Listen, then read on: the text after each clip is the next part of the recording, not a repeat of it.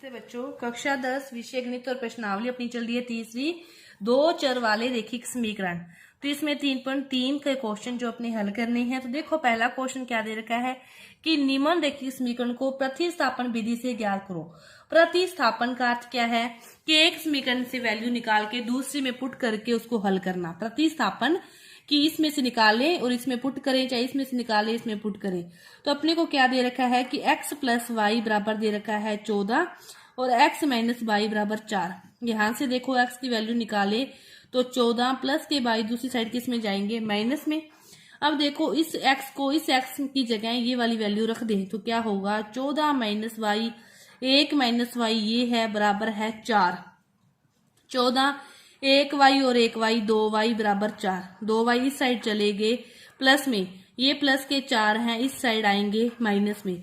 14 में से 4 गए तो अपने पास क्या बचा, 10 बराबर 2 वाई। वाई की वैल्यू क्या आ जाएगी, 10 बटा में 2 कितनी आ गई 5। वाई की वैल्यू कितनी आ गई 5। अब देखो वाई की जगह अपने रख दें 5, 14 में से 5 गए तो एक्स की वैल्यू कितनी आ गई, 9 आ गई। कि एक समीकरण से वैल्यू निकालनी है और दूसरे में पुट करनी है, इतना सा काम है, बाकी कुछ नहीं। ये देखो दे रखा है आपको s minus t equal to 3। तो s की वैल्यू निकालो तो क्या हो जाएगा, t प्लस 3। अब इस समीकरण में s की जगह क्या रख दो, t प्लस 3 अपॉन में 3 प्लस t अपॉन में 2 इक्वल टू 6। ठीक है, अब 3 दूनी 6 ले से आ जाएगा, ठीक है, नहीं तो अपने 6 से गुना कर दो। 6 ले से आ गया तो ये क्या हो जाएगा, 2 t plus 3 plus 3 t equal to 6। तिरछा गुना करोगे, इसको अंदर गुना करोगे तो 2 t प्लस 6 प्लस 3 t और 6 में 6 में को 36। 3 और 2 कितना हो गया, 5 t। 36 प्लस के 6 दूसरी साइड किस में गए, माइनस में। क्या बचा, 30। t की वैल्यू 30 अपॉन में 5 कितनी आई, 6। t की वैल्यू 6 आ गई, यहाँ पे रखो t की वैल्यू 6। तो s माइनस 6 बराबर 3। s इक्वल टू माइनस के 6 दूसरी साइड प्लस में चले गए, 6 और 3 कितने हो गए, 9 अपने पास होगी। ये है प्रतिस्थापन विधि। कोई भी क्वेश्चन ले लो, आपको इसी प्रकार हल करना है। जैसे ये ले लो 5वां क्वेश्चन अनरूढ़ वाला, बाकी के क्या करोगे आप हल कर लेना। अनरूढ़ वाला एक और मैं करवाती हूँ। तो देखो यहाँ से कैसे निकालोगे। अपने पास क्या है, अनरूढ़ 2x है, अनरूढ़ 3y है और इक्वल टू क्या है, 0 है। किसी की भी वैल्यू निकाल लो आप, चाहे y की चाहे x की। तो अपने अनरूढ़ 3y है, दूसरी साइड ये जाएगा तो किस में जाएगा, माइनस में। y की वैल्यू क्या आ जाएगी, अनरूढ़ 2x अपॉन में अनरूढ़ 3। ये आ गई अपने पास y की वैल्यू। अब इस y की वैल्यू को क्या करना है, इस समीकरण में रखना है। तो ये समीकरण है अनरूढ़ 3x माइनस अनरूढ़ 2। y की जगह माइनस आएगा, माइनस वाला माइनस माइनस प्लस, बाकी सारी चीज वैसे की वैसी आ गई। इक्वल टू क्या है, 0 आ गया। अब देखो पहले अपने अनरूढ़ 3x है प्लस अनरूढ़ से अनरूढ़ हटके 2 अनरूढ़ से अनरूढ़ हटके क्या बच जाएगा, अपने पास 2 बच जाएगा। अनरूढ़ 2 हटके 1 अपने पास क्या बच जाएगा, 2 बच जाएगा। ठीक है, x का x बच जाएगा इक्वल टू 0। x का x बच के इक्वल टू 0। अब देखो अपने पास क्या बन गया, अब बटा में क्या है, अनरूढ़ 3 है उसको। अब अनरूढ़ 3 से गुना कर दें इस पूरी समीकरण को, तो यहाँ पे तो क्या बच जाएगा, 3x प्लस ये कट जाएगा 2x इक्वल टू 0। अब देखो 3 और 2 5x इक्वल टू 0। तो x की वैल्यू क्या आ गई, 0। अब x की वैल्यू 0 है, किसी भी समीकरण में रख दो, चाहे इसमें रख दो, 0 रखोगे तो ये भी 0। तो y की वैल्यू भी क्या आएगी, अपने यहाँ पे रखने से 0 ही आएगी। मतलब एक समीकरण से क्या करना है, x या y की कोई भी वैल्यू निकाल के आपने उसको दूसरी समीकरण में पुट करना है। तो वहां से आप क्या कर सकते हो, फिर दूसरी वैल्यू निकाल के फिर उसको दूसरी वैल्यू अपने पास आ जाएगी। तो ये 3.3 का जो पहला क्वेश्चन था वो अपना इस प्रकार था। अब देखो इसका दूसरा क्वेश्चन, 3.3 का दूसरा क्वेश्चन क्या दे रखा है। 3.3 का दूसरा क्वेश्चन दो समीकरणें दे रखी है और कह रहे हैं कि इसको हल करके आपको m का मान निकालना है, जिसके लिए y equal to mx plus बराबर 3 है। दो समीकरणें हैं, आप किसी भी प्रतिस्थापन विधि से इसका वैल्यू निकाल लो x और y की, और x और y की वैल्यू इसके अंदर रख दोगे तो यहाँ से m की वैल्यू अपने पास आ जाएगी। तो अपने पास समीकरण क्या दे रखी है कि 2x plus 3y equal to 11। यहाँ से आप देखो 2x निकालोगे तो 11 माइनस 3y, और यहाँ से फिर x की वैल्यू निकालोगे तो नहीं तो 2x की जगह ये बुरी वैल्यू रख सकते हो, तो मत निकालो। दूसरा क्या है 2x minus 4y equal to minus का 24। अब 2x की जगह ये वाली वैल्यू पूरी रख दो तो 11 माइनस 3y माइनस 4y और माइनस का 24। माइनस के 3y और 4y कितने हो गए, माइनस के 7y, और ये है माइनस का 24।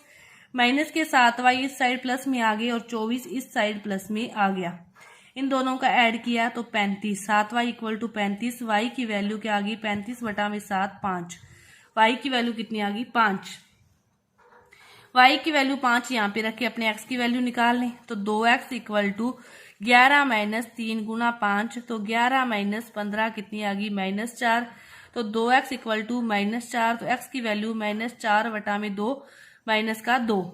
x की वैल्यू माइनस के 2 और y की वैल्यू कितनी आ गई, 5। अब अपने पास समीकरण क्या है, y equal to m x plus 3।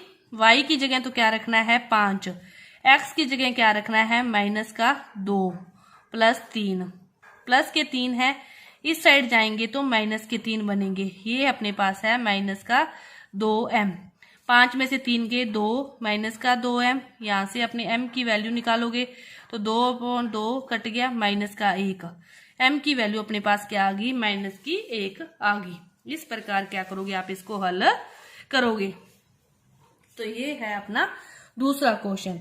इसके बाद देखो तीसरा जो क्वेश्चन दे रखा है आपको, क्या दे रखा है, तीसरे के कई पार्ट हैं। पहला पार्ट क्या दे रखा है कि दो संख्याओं का अंतर 26 है, एक जो संख्या है दूसरी संख्या की 3 गुनी है, तो अपने इसको ज्ञात करना है। तो इस प्रकार के बहुत सारे क्वेश्चन आपने हल किए हैं, बहुत सारे क्वेश्चन आपने 8वीं 7वीं 8वीं में हल किए हैं कि एक संख्या दूसरी की तिगुनी है, दो संख्याओं का अंतर।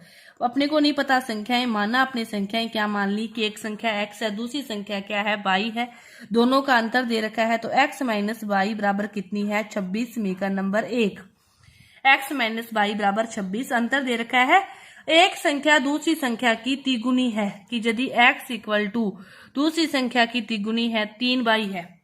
प्रश्नानुसार अब x की जगह क्या रखें, 3y रख दें तो 3y minus y equal to 26।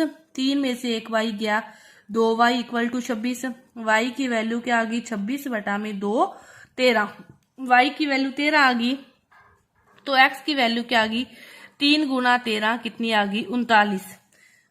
तो दोनों संख्याएं क्या आ गई, एक संख्या तो 13 आ गई, दूसरी संख्या अपने पास 39 आ गई। ये था अपना पहला क्वेश्चन। अब देखो दो संपूरक कोणों में, संपूरक कोण है तो संपूरक कोणों का योग कितना होता है, 180। संपूर्ण कोणों का योग कितना होता है, 180। अपने को नहीं पता कि कौन सा बड़ा है या छोटा, आपने क्या मान लिया एक कोण x है दूसरा y है, तो दोनों का योग कितना है 180, क्योंकि इसने क्या दिया है कि ये संपूरक कोण है।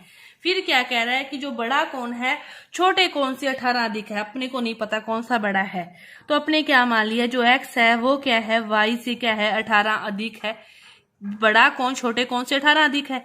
अब x की जगह क्या रख दो, ये रख दो, तो y plus 18 plus y equal to 180। 1y और 1y 2y, 180 में से 18 जाएंगे तो 10 में से 2 और 7 में से गया 6, कितना आया 162।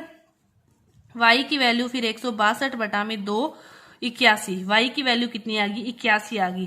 तो x की वैल्यू फिर 81 प्लस 18 कितनी आ गई, 99। x की वैल्यू आ गई अपने पास 99 और दूसरे कोण की वैल्यू अपने पास आ गई 18। तो ये इस प्रकार है अपना तीसरा क्वेश्चन। तो तीसरे के जो आगे के जो भाग हैं वो अपने अगली वीडियो में करेंगे, क्योंकि ये वीडियो फिर लंबी हो जाएगी। धन्यवाद।